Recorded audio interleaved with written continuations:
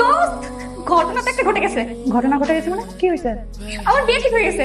তাহলে তো ভালোই। তুই কি ছেলে দেখেছিস? ছেলে পছন্দ হয়েছে তোর? আরে ধুর, ছেলে দেখে আমি কি করবো?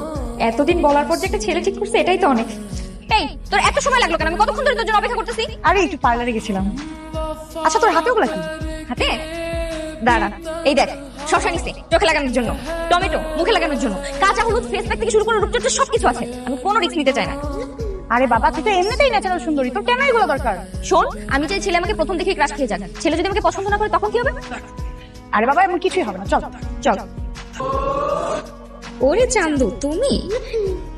তার মানে সেদিন আমাকে দেখে ক্রাশ কি আজ বাসায় প্রপোজাল নিয়ে এসেছো? তাহলে তুমি আসলেই সুন্দরী।